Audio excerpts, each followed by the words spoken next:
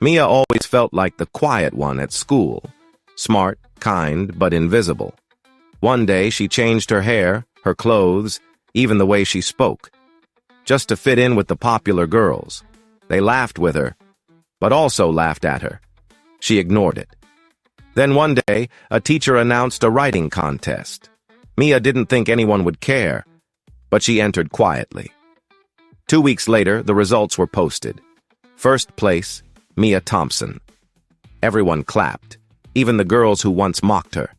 After class, one of them said, "Why didn't you tell us you could write like that?" She smiled and replied, "Because I was too busy trying to be someone I wasn't."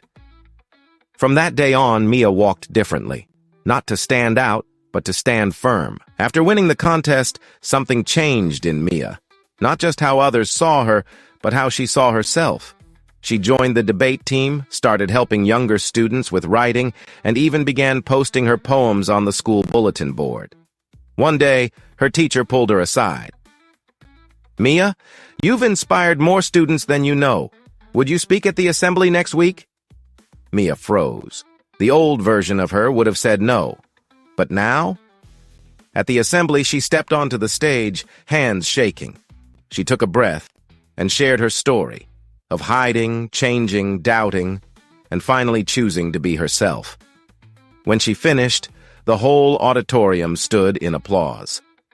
That night, she found a note in her locker. "Because of you, I believe in me again." Anonymous. Mia's speech at the school assembly went viral after a teacher shared a clip online. Messages flooded in. "You gave me courage." "I finally spoke to my parents." "I stopped hiding who I am." But with attention came pressure. People expected her to have it all together.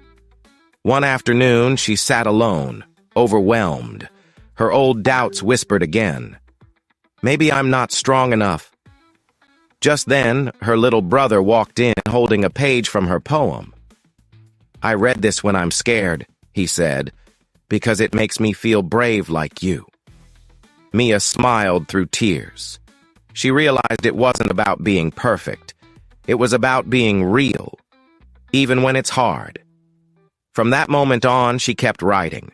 Not for fame, not for approval, but to remind others and herself that truth is the loudest voice.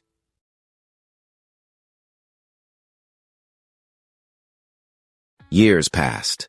Mia's poems were now printed in books, her speeches quoted in classrooms. But she never forgot where it began. That lonely bench outside the cafe trying to fit in. She returned to her school one spring morning, now a guest speaker. The halls felt smaller, but her heart felt bigger. After the event, a shy girl approached. "I'm not popular," she whispered, "but I want to write like you." Mia knelt, smiled, and said, "Then you already are like me." Later, walking alone past her old locker, she saw something taped to it, one of her first poems, now faded but carefully laminated. She paused, closed her eyes, and whispered, "Thank you for not giving up." Moral: sometimes the quietest beginnings leave the loudest echoes. If Mia's journey moved you, like this video, subscribe for more stories that matter, and comment yes to honor your own growth.